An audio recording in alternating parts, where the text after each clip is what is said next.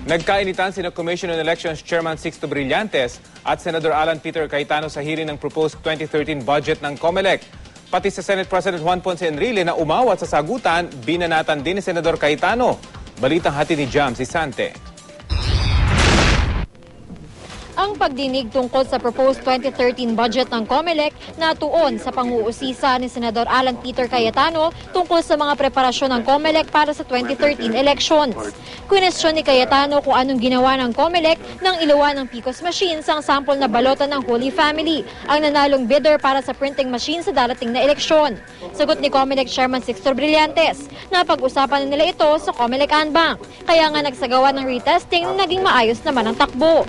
Titingnan daw ng COMELEC ang mga alegasyon pero hindi na nila mababawi ang winning bidder dahil mahuhuli sila sa time frame para sa eleksyon kung babawiin pa ito. Gusto ko lang siguro matanong, Mr. Senator, ang feedback na nanggagaling ko dito, saan nanggaling ito mga ito? Galing ho ba ito sa losing bidders?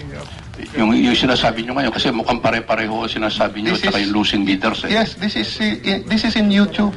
That's right, the video. But how about the others, like Masahe, these are the exact wordings being used by the losing bidders.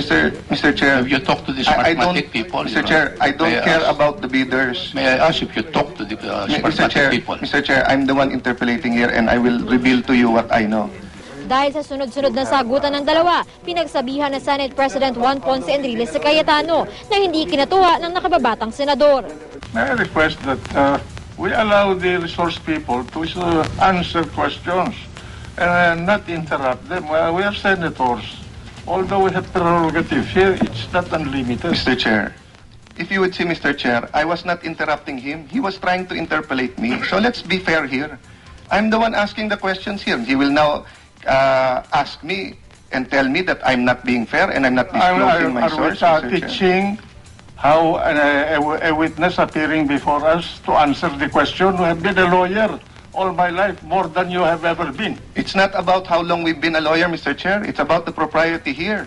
Pero hindi pa doon nagwakas ang sagutan ni Cayetano at Brillantes. Kung ako po magtanong naman sa inyo, kasi lamang na lamang po kayo rito, kayo na nagtatanong. Hintayin niyo po na may kaso kami sa inyo. Kayong magtanong sa amin.